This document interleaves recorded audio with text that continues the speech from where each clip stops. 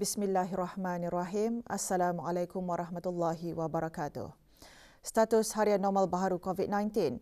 Satu kes dalam kategori 5 dengan 2 kes kini berada dalam kategori 4 iaitu memerlukan bantuan oksigen dan di bawah pemantauan rapi. Kementerian Kesihatan juga memaklumkan 143 kes sembuh dengan 1 kes kematian dicatatkan kemarin.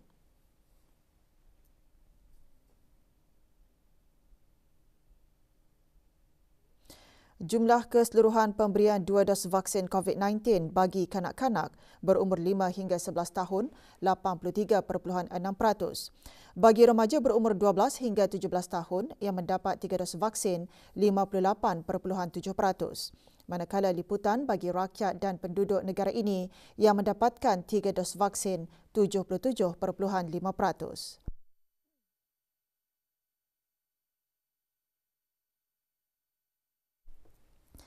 Program Bas Belia kali ketiga berakhir dengan majlis penutupan dan penyampaian sijil kepada 40 peserta program di daerah Temburong. Majlis berlangsung di Dewan Utama Kompleks Dewan Kemasyarakatan Pekan Bangar. Penyampaian sijil disempurnakan oleh Yang Berhormat Datuk Seri Setia Awang Haji Nazmi bin Haji Muhammad, Menteri Kebudayaan Belia dan Sukan. Program dikendalikan oleh Jabatan Belia dan Sukan Negara Brunei Darussalam.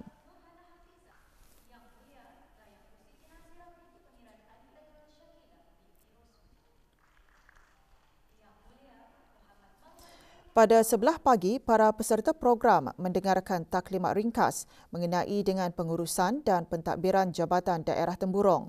Rombongan juga mengadakan lawatan ke Balai Raya Kampung Puni bagi menyaksikan projek Satu Kampung Satu Produk iaitu pemprosesan telur masin dan pau telur masin yang diusahakan oleh Majlis Perundingan Kampung berkenaan.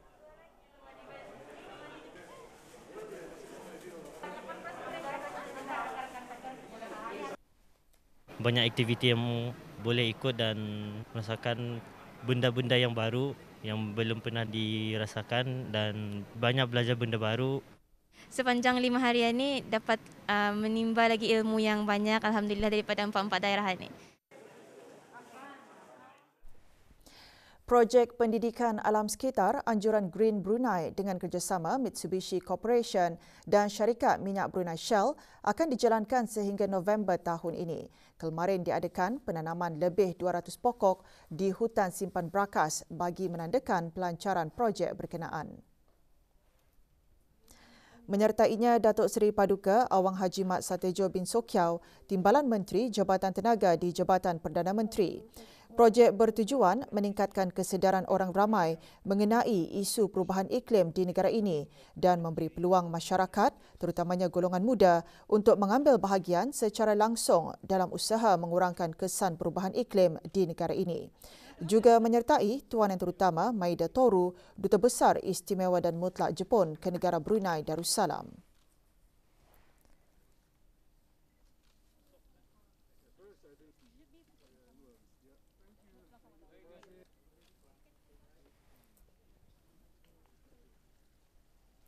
Pusat Sejarah Brunei melancarkan 9 buah buku terbitan terbaharu hasil daripada peraduan menulis dan melukis cerita bergambar sejarah Brunei tahun 2021.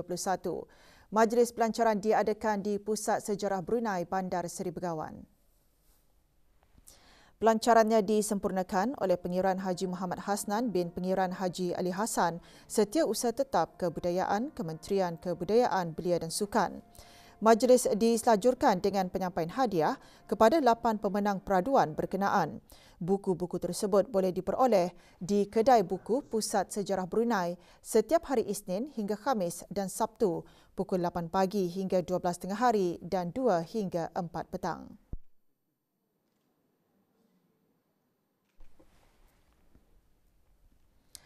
Program perekonomian ke Temburong Bisai dilancarkan sebagai usaha untuk mengembang majukan sosioekonomi dan meningkatkan lagi penglibatan dan kesepaduan masyarakat.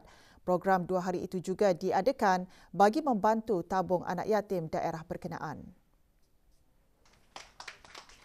Pelancarannya disempurnakan oleh Awang Abdul Walid bin Haji Matasan, Setiausaha Tetap Perbandaran dan Daerah, Kementerian Hal Ehwal Dalam Negeri. Pelbagai aktiviti disediakan selain 89 petak jualan melibatkan para pengusaha satu kampung satu produk. Program dikendalikan oleh Majlis-Majlis Perundingan Mukim dan Kampung dengan kerjasama Jabatan Daerah Temburong.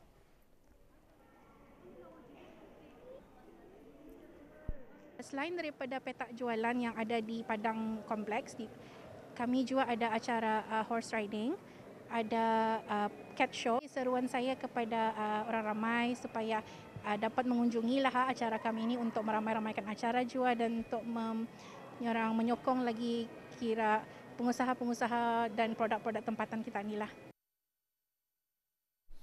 Sesi dialog dengan masyarakat di daerah Blaid dihadiri oleh delegasi tetamu khas Al-Hafiz dan Al-Hafizah dari Indonesia. Majlis yang dikendalikan oleh Pejabat Hal Ehwal Ugama daerah Blaid itu berlangsung di Learning Development Centre, Hospital Suri Seri Begawan, Kuala Blaid. Hadir Awang Muhammad Yassin bin Haji Ahmad, pemangku pegawai daerah Blaid, Muhammad Najah Hudia Afifur Rahman Agus Fian dan Nur Syahwa Syakila Muhammad Sabhan berada di negara ini sebagai peserta jemputan khas di Majlis Musabaqah Membaca Al-Quran bahagian dewasa peringkat akhir kebangsaan tahun ini. Semasa sesi dialog tersebut, kedua-dua ibu bapa Al-Hufaz mengongsikan pengalaman dalam membesarkan anak-anak istimewa mereka sehingga boleh menghafal Al-Quran keseluruhan di sebalik kekurangan yang ada pada mereka.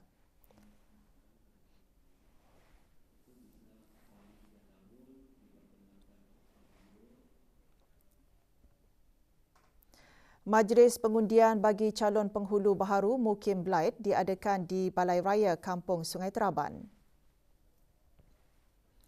Calon tunggal bagi mengisikan jawatan tersebut ialah Awang Haji Abdul Afiq bin Zainuddin. Pengundian diteruskan lagi hari ini di Dewan Kemasyarakatan Kampung Pandan hingga 3 petang.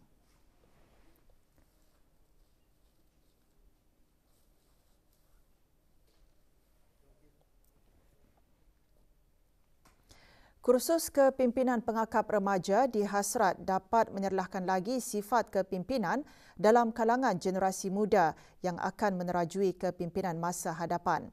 Kursus 3 hari itu diadakan di Pusat Latihan dan Kegiatan Pengakap Kebangsaan PPNBD Jalan Gadong.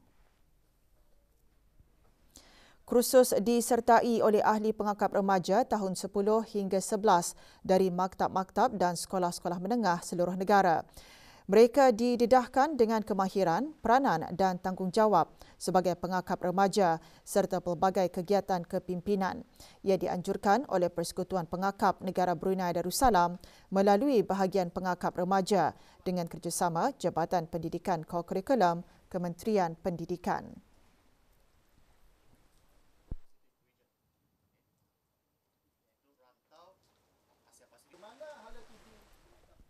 Bagi menjaga kemaslahatan masyarakat Islam di negara ini, Kementerian Hal Ehwal Ugama memaklumkan beberapa produk minuman dalam pelbagai jenama yang dijual di salah sebuah pasaraya di negara ini telah diarah untuk diasingkan di tempat atau ruang tidak halal.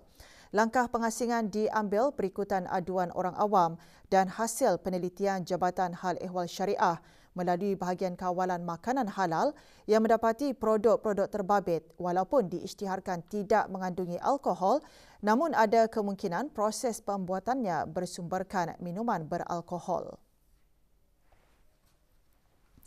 Produk-produk tersebut ialah Asahi Dry Zero, Asahi Chardonnay Sparkling Taste, Suntory All Free, Suntory All Free Lime Shot, Alps Elaborate Grape Juice Premium White dan Alps Elaborate Grape Juice. Syarikat-syarikat pengilang produk-produk berkenaan juga merupakan syarikat yang menghasilkan pelbagai jenis produk minuman beralkohol di Jepun. Dengan dapatan ini, status pembuatan produk tersebut adalah diragukan dan sesuai dengan hukum syarak apabila sesuatu itu meragukan ianya jatuh kepada syubhah. Bagi aduan dan perkongsian maklumat mengenai penjualan produk tidak halal secara terbuka, hubungi bahagian kawalan makanan halal Jabatan Hal Ehwal Syariah di talian 7166-222 atau Pejabat Bahagian Kawalan Makanan Halal. Sukan Kejohanan Golf Amatur Antarabangsa 2022 sempena perayaan ulang tahun Hari Keputeraan ke Bawah Duli Yang Maha Mulia ke-76 diteruskan lagi kemarin. Pada hari kedua kejohanan, pertandingan dibukakan kepada orang awam. Kira-kira 250 pemain golf menyertai kejohanan selama 3 hari itu. Kejohanan diteruskan lagi hari ini dengan majlis pengumuman keputusan perlawanan dan penyampaian hadiah bagi para pemenang. Perlawanan diadakan di Klub Golf Pantai Mentiri.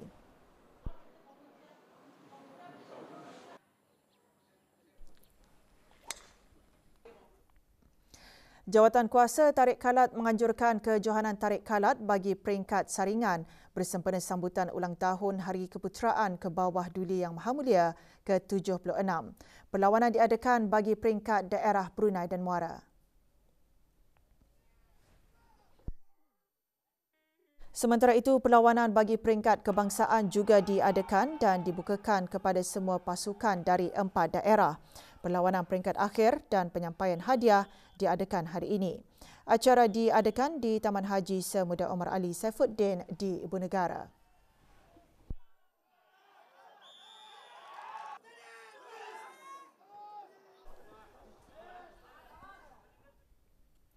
Festival Brunei Hanmadang Taekwondo 2022 Anjuran Persatuan Taekwondo Brunei Darussalam berakhir kemarin dengan penyampaian hadiah. Acara berlangsung di Pusat Belia Bandar Seri Begawan. Sebanyak 6 kategori dipertandingkan.